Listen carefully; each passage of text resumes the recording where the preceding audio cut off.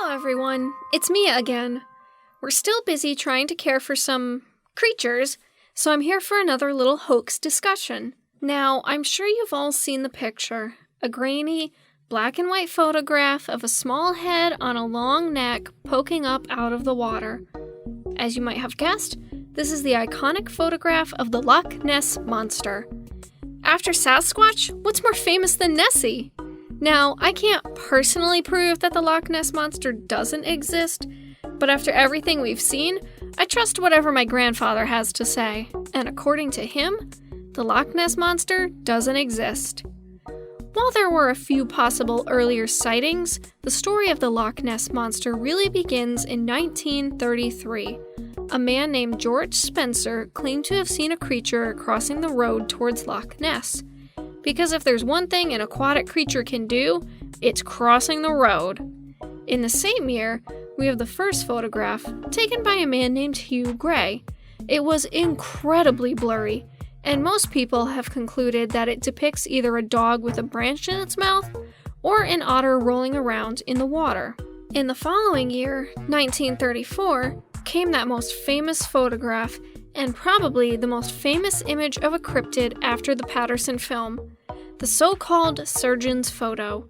It was a black and white image showing the unmistakable head and neck of a creature rising from the water. It was supposedly taken by Robert Kenneth Wilson, a London doctor. Well, it turns out that the monster in the photograph was actually a model sculpted on top of a toy submarine. It was constructed by the son-in-law of a man named Marmaduke Wetherall. Wetherall had worked for the Daily Mail and had recently been publicly embarrassed by them after discovering Loch Ness Monster footprints, which had turned out to be a hoax. Made, if you can believe it, with a hippo-footed umbrella stand. Wetherall wanted to get revenge on the newspaper, and so he enlisted his son and several others to perpetrate this hoax. After bringing the submarine to Loch Ness and taking the famous photograph, they gave the film to Robert Kenneth Wilson to be developed. Since Wilson was a respected surgeon, Wetherall thought people would be more likely to believe the story if it came from him.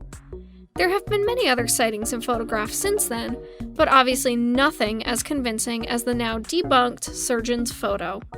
Now, my grandfather didn't provide me with any details, so I can only assume he investigated this personally, or at least knew and trusted another researcher who did. And, it's too bad, really. Our first cryptid champ was actually a pretty adorable lake monster. I wouldn't have minded finding another similar creature. Oh well. Anyway, that's all for now. I will see you again soon with another hoax. Bye!